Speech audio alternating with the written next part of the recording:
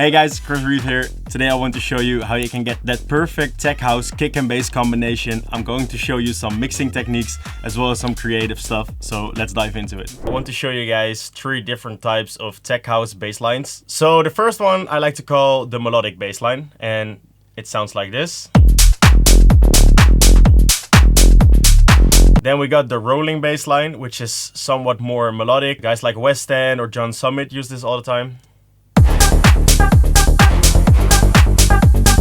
And then the last one is what I like to call the tom bass line. Okay, so now that we had a listen to the 3 different types of bass lines, I want to show you how I process them and maybe also show you how we can make them a bit more interesting. So let's start with the melodic one. In tech house, we often use a pretty long kick drum, as you can see over here. Now, with a pretty long kick drum, we also need a pretty long sidechain, because if we let the bass and the kick play at the same time, it comes with some issues. So let's have a listen to what it sounds like. Okay, as you can hear, this doesn't sound good at all. So what I did here is take away a little bit of the tail of the kick, but then we also put sidechain on the sub bass. Now, as you can see, I chose the kick as the sidechain input, and that way I can actually see the length of the kick within my kick start. So if we have a look, you can see our kick over here, and I try to put the sidechain the length of the kick.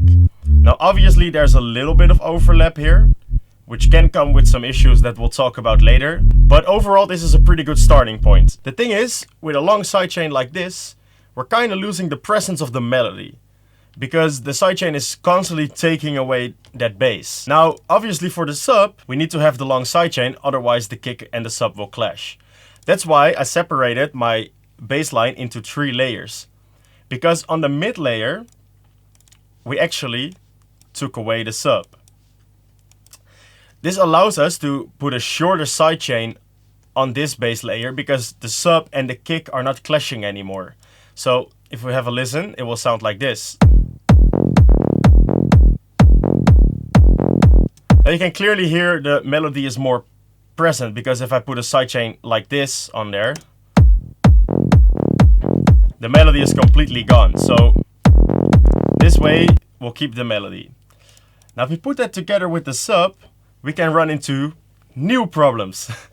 That's why we also take away all the mid and high frequencies from the sub, otherwise those mid-low frequencies will start clashing as well. Okay, so let me take away this filter. It's not a big problem, but it doesn't sound as tight as we want it. So by taking away the higher and mid frequencies from the sub and taking away the sub frequencies from the mid, we both gave them their own space, they are not clashing, and we can apply different types of sidechain to the both of them. Now the higher frequency, I tend to use a somewhat wider layer for this. So this way the bass will sound a bit wider and a bit more present, especially when the bass line is the main melody. This is really nice to do. And as you can see over here, we're taking away the subs and the mids a little bit, the lower mids, and also applying a shorter sidechain. So combined.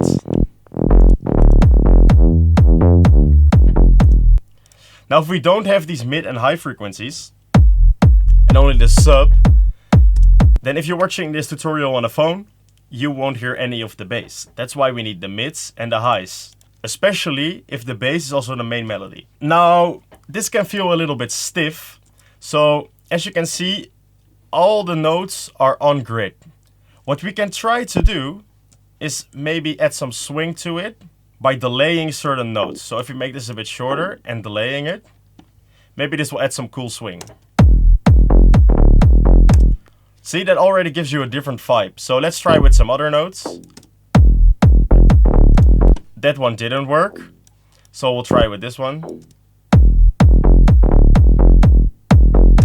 Alright, as you can hear, just by delaying certain notes, we're already getting more of a swing to it and a different vibe. This is how I like to process my melodic basses. Now, for the rolling bass, I only have one bass going on here. The other one is more of a brass. Okay, so we only have this bass. So this bass is the mid, but also the sub at the same time. Now, the cool thing is with more melodic songs, you can actually shorten the kick. So what I did over here is I shortened the kick using kickstart. That way, I can apply a shorter sidechain to my bass. Now, this bass is kind of stiff, and within Logic, there's a cool trick to give this more swing. Over here on the left, you have time quantize, and we can actually select a swing. A swing that I like to use often is swing C. So if we have a listen to this,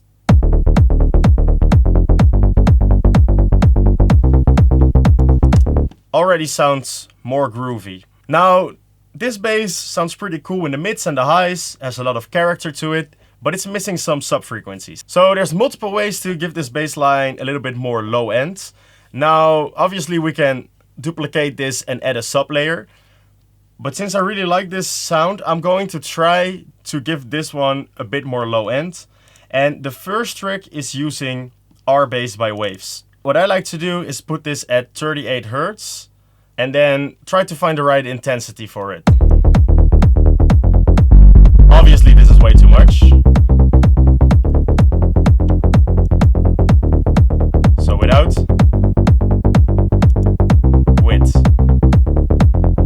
We can also try different frequencies.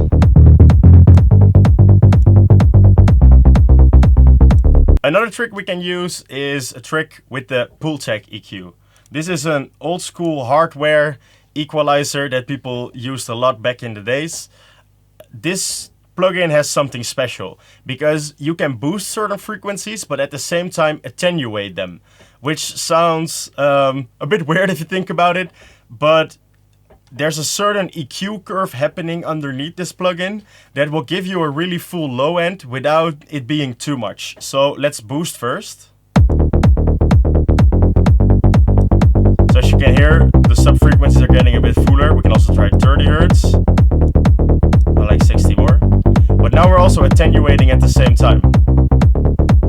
Turning it off. Turning it on again.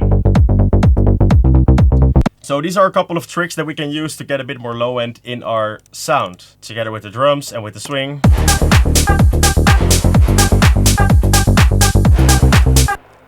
Sounds pretty cool, if you ask me.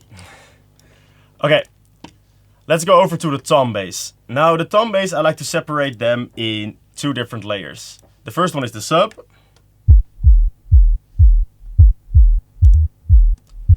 Obviously with the longer sidechain. Then we have the mids with a shorter sidechain, taking away the subs in this one, and together. Now the problem with this one is if we listen to the mix, it's not as full as it should be. So let's have a listen.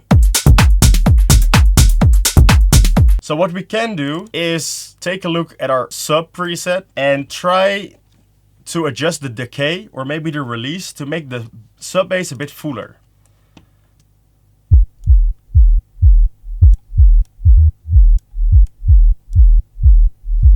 Okay, so before, after.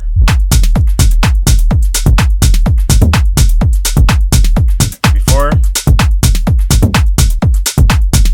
after. Alright, so this already made our sub a bit fuller.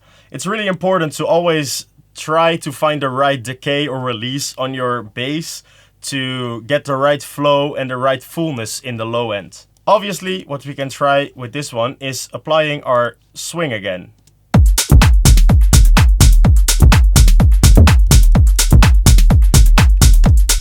I think that's really cool.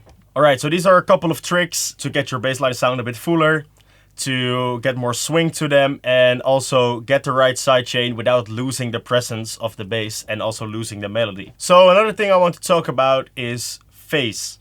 And loads of people always talk about phase issues and how you have to avoid them. And I feel like this is a subject that loads of producers think that it's really complicated.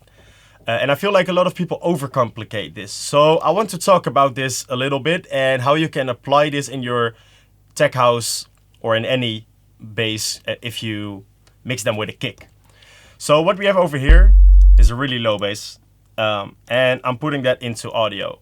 Now if we zoom in to this audio, you can actually see that it's going up and down, up and down. Now if we invert the phase of this bass line with this little plugin that I have over here, and we bounce this to audio, then we got two different phases going on. So if you look over here and over here, when this one is going down, this one is going up. And so basically, this one is telling the speaker to go forward, and this one is telling the speaker to go backward. If we play this audio simultaneously, we will hear absolutely nothing. Because basically one of them is telling the speaker to go forward, the other one is telling the speaker to go backward, and the speaker will just stay in the middle. This is obviously an issue. Okay, to kind of show you guys what kind of problems we can run into with our kick and bass, I made a simple bass line with a simple bass sound within Serum, and that sounds like this. Now if I bounce the bass and the kick at the same time together into audio, we can actually see some problems happening. So here's a big gap. And then also over here, you can see some things going on, and over here.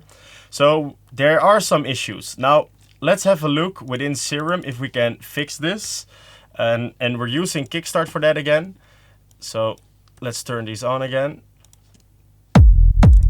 And if we look into our sidechain, we can actually see over here that the sub bass is going to the plus and the kick is minus. So we have to change the phase. Now, first of all, randomness at 0. That's really important.